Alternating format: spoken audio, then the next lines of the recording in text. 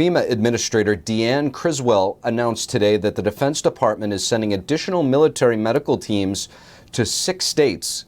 Hospitals in those states are under increased pressure by the CCP virus. The states receiving the military aid are Ohio, Michigan, Rhode Island, New York, New Jersey, and New Mexico. The Department of Health and Human Services is also sending an additional team to Rhode Island. And in the next several weeks, we are prepared to do more. Criswell said that the federal government has already deployed more than 1,000 staff to more than 24 states. Meanwhile, Washington Governor Jay Inslee is deploying 100 members of the state's National Guard to hospitals across the state to set up testing sites and assist in non-medical tasks. And Wisconsin Governor Tony Evers also deployed 50 National Guard troops to nursing homes during the past week. He said more soldiers have started training and will be deployed over the coming weeks. According to the CDC COVID data tracker, there were over 63 million cases of COVID, and over 840,000 patients died in the U.S. as of January 11th. Nearly 4 million people were hospitalized. More than 1,000 hospitals nationwide are facing staffing shortages. Each year, National Religious Freedom Day commemorates the day the Virginia Statute for Religious Freedom was signed on January 16, 1786. President Biden issued a proclamation today. He says the principle of religious freedom is a cornerstone of who we are as a nation. Biden recommitted to protecting the freedom of people of all faiths, both across the U.S. and around the world. This accommodation comes nearly 2 months after the vaccination deadline for active duty Marines. The Marines are the first military branch to approve religious exemptions, but it denied most of the 3,300 religious exemption requests. The military's resistance to granting religious accommodations sparked lawsuits and allegations of religious discrimination. It's been a tough week for President Biden in terms of executing his agenda. With his federal vaccine mandate being struck down and his so-called voting rights agenda hitting a brick wall, the president is looking for answers. We sat down with the Blaze's Delano Squires to get his take. Delano Squires, thank you so much for joining us on the Capitol Report. Thank you for having me. Now, Delano, President Biden, he's been pounding the pavement up at the Capitol trying to push through this voting rights bill, but he's been yet to break through to his own party. Democrats, Kyrsten Sinema and Joe Manchin are pushing back. Why do you think that is? I think part of it is principle. Joe Manchin seems to be the type of legislator who respects the institution.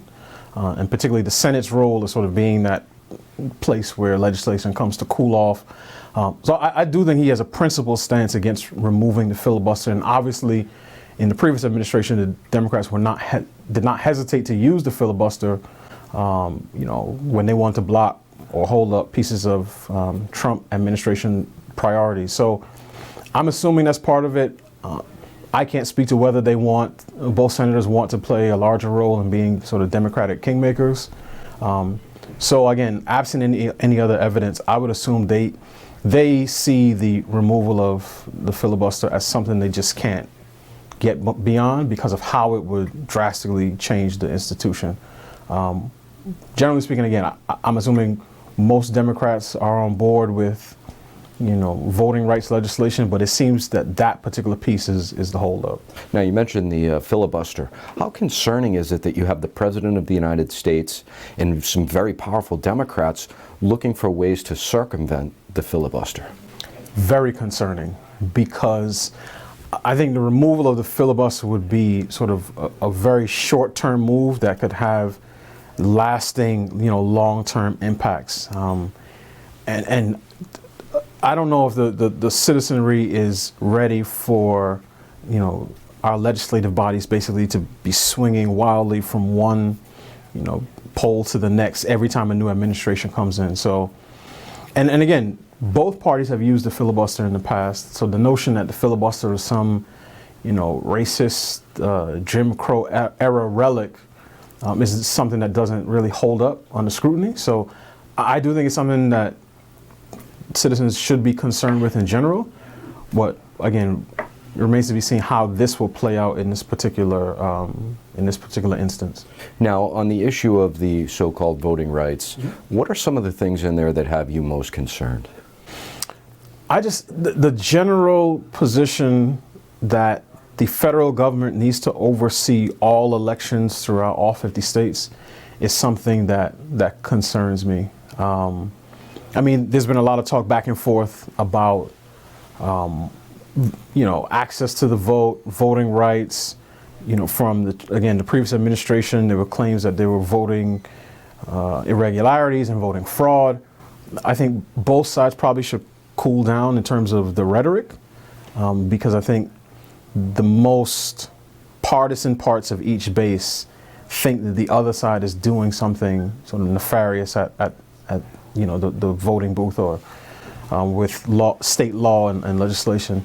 So I think just the overall position of putting the federal government in charge of state voting laws, which again is something that the states are constitutionally responsible for, is something that concerns me because of the potential perception that the federal government is trying to put its thumb on the scales as it relates to state voting regulations. Now, Delano, I want to switch gears a little bit here. Sure. and talk to you about the Supreme Court's ruling striking down the Biden mandate for the larger businesses. What type of message do you think that this sends to the American people? That's a great question. I hope the message that it sends is that our employers do not own us, nor do they own our bodies, nor are they in charge of the types of medical treatments that we must submit to. It was interesting that early on in when the case was first brought and when I guess deliberation was going on and the justices were asking questions, at one point it sounded as if they were a legislative body debating the merits of a particular policy, so the vaccine itself. And obviously there were some issues with misinformation, particularly coming from Justice Sotomayor in terms of the number of children who are on ventilators. So when you start with a body that is getting basic facts wrong, and you add to that them taking on a role, at least perception-wise, in terms of debating the legitimacy of the policy as opposed to the legality of the federal government telling employers what they must mandate for their staff, I think all of those things raise some issues. So I personally was glad to see that the decision came down, the 6-3 decision, because I think one of our biggest problems is that too many parts of our government are abdicating their rightful roles. It is not the executive's job to make law. That's Congress's job. Delano Squires, thank you. Thank you. And Pennsylvania State Senator Mario Scavello said he would introduce a bill relocating illegal immigrants to President Biden's home state of Delaware. The Republican representative said constituents were worried about the federal government transporting illegal immigrants apprehended at the southern border into their communities. The Pennsylvania lawmaker alleged that the immigrants were not being COVID tested and apparently are also not vaccinated. Scavello says his illegal immigrant transportation plan would be similar to the one recently discussed by Florida Governor Ron DeSantis. Gubernatorial candidate Doug Mastriano also supported the proposal. Democratic Governor Tom Wolf labeled the bill as a, quote, political PR stunt, stating that immigration is a federal matter. Fed Chair Jerome Powell recently alluded to the real possibility that the United States may be entering into a recession. With that prospect on the horizon and inflation raging, we spoke to the Heritage Foundation's Joel Griffith. Here's a look. Joel Griffith, thank you so much for joining us on the Capitol Report. Hey, thank you for having me today. Now, Joel, I want to ask you, Fed Chair Powell has recently said that there's a very good possibility of a recession. How do you see things? Well, over this past year and a half, we've had the Federal Reserve basically finance the operations of the federal government by printing a lot of money, buying up government debt, and the government then has spent those resources throughout the economy. And because of that, we've seen this artificial increase in demand. It's why you've seen retail sales increase. It's why you've seen asset classes like housing increase in price. A lot of that has been because of the central bank artificially stimulating the economy and the federal government working hand in hand with them. So the concern is now that we're still trying to recover from all these government-imposed shutdowns, the concern now is that we've had a misallocation of economic resources thanks to all this intervention by the federal government and the central bank, and we could enter a period of yet another economic slowdown. What do you think that could mean for the housing market? Well, the typical home is about 7 times the median income. That's an all-time high. And people are finding, too, that even though interest rates are near historic lows, the percentage of people's income that they're spending on mortgage payments is actually near all-time highs as well now, rivaling the last housing bubble of more than 10 years ago. So this is a big concern. There's no real easy way out of this. You keep the bubble inflated, the housing bubble inflated, people are going to continue to have this big burden on their family resources. And then, of course, if the bubble deflates, people that are looking to sell their homes are going to realize, oh, they're not going to be able to receive as much as they anticipated. This is, to be clear, a government-caused problem, and there is no easy way out of it. Now, Powell also said that he plans on raising the rates. I think it went from 3 times now to potentially 4 times. What type of indicator is that to you? Well, the Federal Reserve is beginning to recognize, or I should say admit, that they are one of the reasons why prices have risen so rapidly. When we see the federal government spending over $6 trillion to supposedly combat the COVID economic problems, well, much of that was courtesy of the Federal Reserve, which printed the money, bought the debt, and the government spent that. The problem is once that money begins to enter circulation, it gets deposited at banks, and then banks lend it out. If you do that through that multiplier effect, you end up with a lot of additional money circulating through the economy. And the Fed is admitting that they might have to find a way to absorb those new dollars that they created. And what that in effect means is that they'll find ways to manipulate the interest rate upwards in order to diminish the demand from consumers and businesses for those dollars. Joel, I just want to ask you, what is the way out? Is there a way out? Well, there is a way out. The question is whether or not our political leaders will actually choose that way out. And right now, when you see these higher prices, it's a combination of 2 things. We've suppressed supply. A lot of that has been through COVID restrictions, social distancing that actually had an impact on factories as well.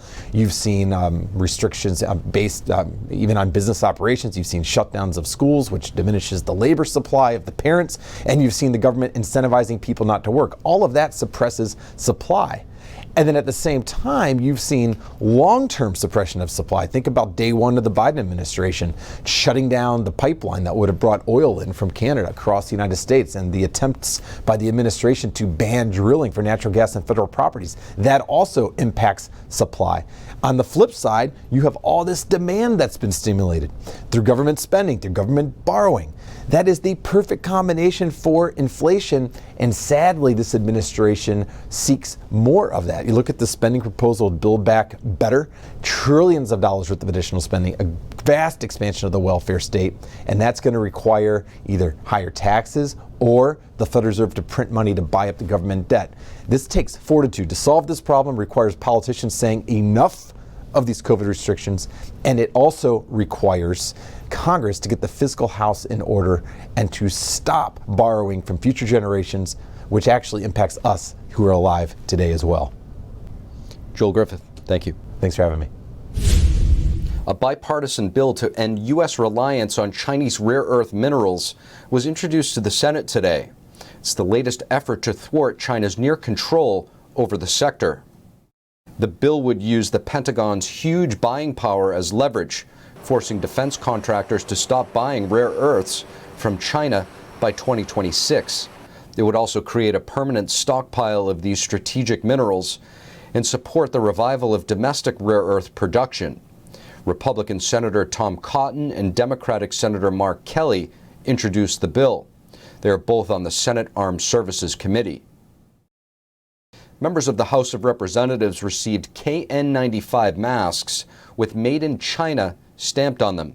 This is after the House physician required lawmakers to upgrade their masks to N95 or KN95 due to the spread of the Omicron variant. The mask's origin concerns lawmakers about America's dependence on China. Representative Rob Wittman is requesting domestically produced masks for Congress members. In a letter to House Speaker Nancy Pelosi, he wrote, "If we should have learned anything from the COVID-19 pandemic, it is imperative to break U.S. dependence on foreign medical supply chains. The National Defense Authorization Act prohibits purchasing personal protective equipment from China, North Korea, Russia, and Iran, citing national security concerns." China suspends 4 more incoming U.S. flights, citing surging COVID cases in the United States. So far this year, China has canceled 74 flights from the United States in an ironic attempt to keep the CCP virus out of China ahead of the Winter Olympics. China also canceled flights from countries including France, Indonesia, and the United Arab Emirates. The total number of international flights to China is just about 200 per week, about 2% of pre-pandemic levels. China's zero COVID policy has also isolated Hong Kong, taking a heavy toll on its aviation industry. And shipping costs are expected to go up 20 to 30%, and these increases will be passed on to consumers.